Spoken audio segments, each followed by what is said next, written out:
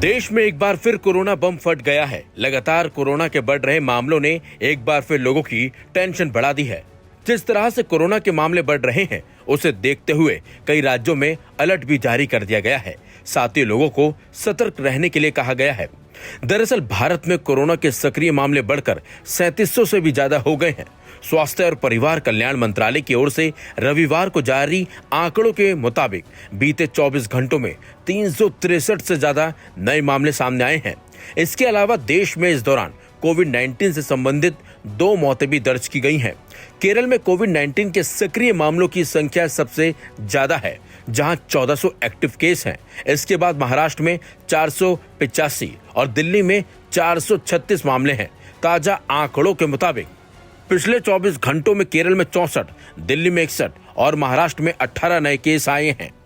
स्वास्थ्य मंत्रालय के मुताबिक बीते 24 घंटों में कोरोना से 2 मौतें हुई हैं, एक केरल और एक कर्नाटक में। कर्नाटक में कोविड से संक्रमित 63 साल के एक शख्स की अस्पताल में मौत हो गई। इसके साथ ही राज्य में कोरोना वायरस संक्रमण से मरने वालों की संख्या बढ़कर 4 हो गई है। अधिकारियों ने बताया कि 21 मई को कमजोरी की शिकायत के बाद बुजुर्ग को बेंगलुरु शहर के निजी अस्पताल में भर्ती कराया गया था और 29 मई को उसकी जान चली गई।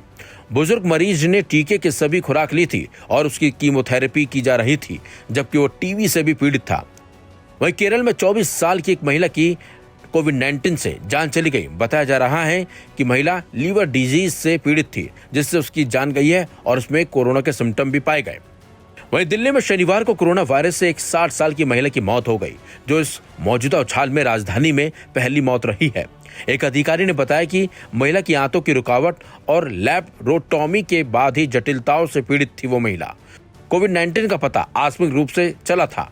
वहीं कर्नाटक में कोविड-19 के मामलों में हालिया वृद्धि के मद्देनजर राज्य सरकार ने सार्वजनिक एडवाइजरी भी जारी की है। इसमें लोगों से भीड़ भाड़ वाले इलाकों पर मास्क पहनने, शारीरिक दूरी बनाए रखने और अच्छी स्वच्छता का पालन करने की अपील की गई है। स्वास्थ्य मंत्रालय ने लोगों से सतर्क रहने और कोविड-19 प्रोटोकॉल का पालन करने की गुजारिश की है, ताकि इस वायरस को फैलने से रोका जा सके। उत्तर प्रदेश में भी कोरोना को लेकर अस्पतालों ने पूरी तैयारी कर ली है।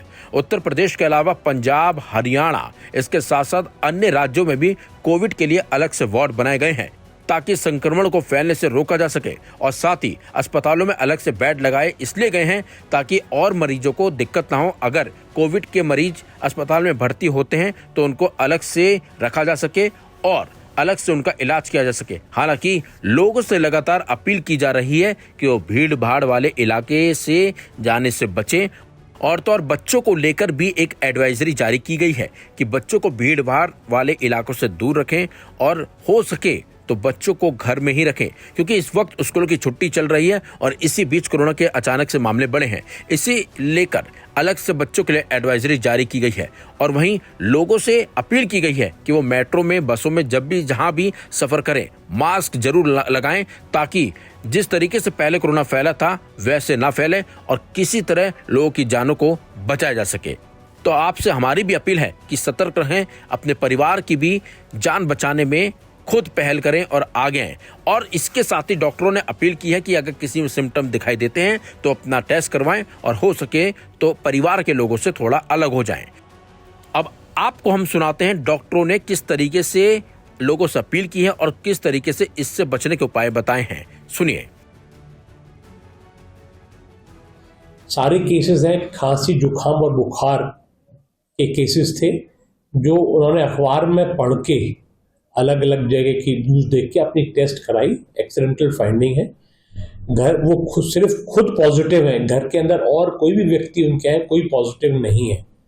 आपके माध्यम से जनता को ये कहना चाहूँगा, ये सिर्फ फ्लू वायरस है जो मौसम बदलने पे आता है और घबराने की बिल्कुल ज़रूरत नहीं है।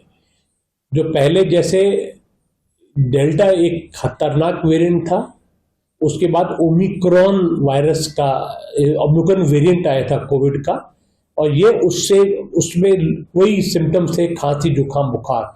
ये जो वेरिएंट है ये उससे भी हल्का वेरिएंट है।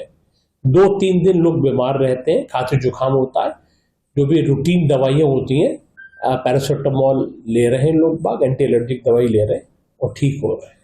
भाई ऐसा है कि जब पहले कोविड हुआ था तब ऐसी त्रासदी हुई थी जिससे सब लोग डर के उसमें रहे थे। लेकिन अब जो कोविड के स्ट्रेन पॉजिटिव आए हैं उनमें जितने भी केसेस आए हैं उसमें कोई ऐसी सीवियरिटी वाली बात नहीं है। ये केवल WHO की तरफ से एक कंसर्न वाली बात नहीं है, इंटरेस्ट के वेरिएंट ऑफ इंटरेस्ट है कि हमें थोड़ा सा विजिलेंट रहना है। एक कंसर्न वाली बात नहीं है कि हमें परेशान होना है या बहुत डर वाले माहौल में रहना है। तो ऐसी कोई दिक्कत वाली बात नहीं है। अगर केसेस बढ़ते हैं या ऐसी कुछ बात होती है तो उसके लिए सभी व्यवस्थाएं हैं और सभी लोग अलर्ट पे।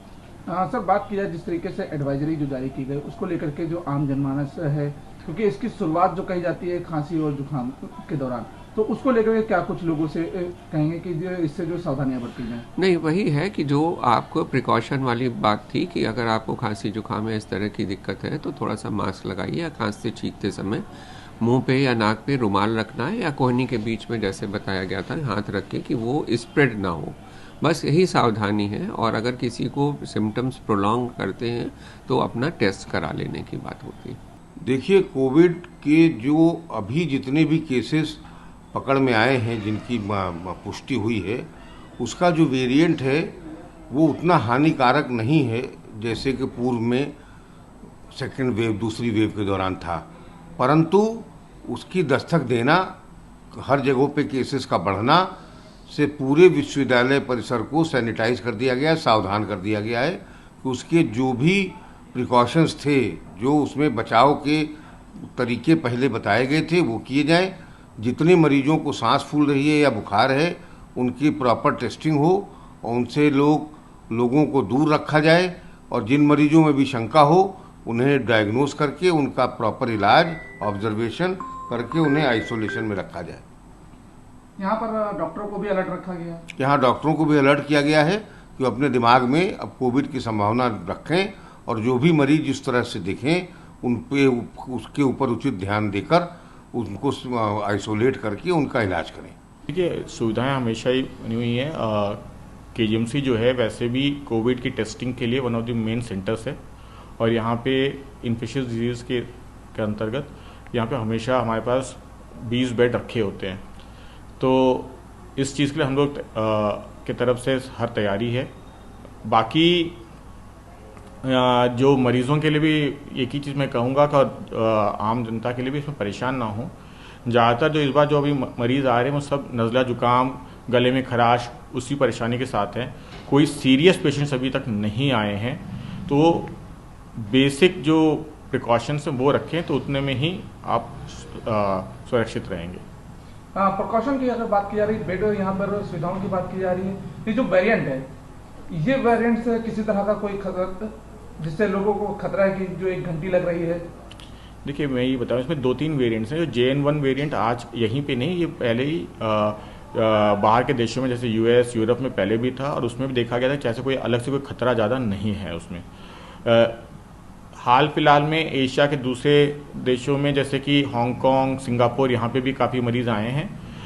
JN1 में थोड़ा सा फ़र्क आके 1-2 और वेरिएंट्स भी हैं, पर सब में यही देखा जा रहा है कि ज़्यादातर ये आम नज़ला जुकाम और खांसी के साथ ही मरीज़ों को परेशानी हो रही है।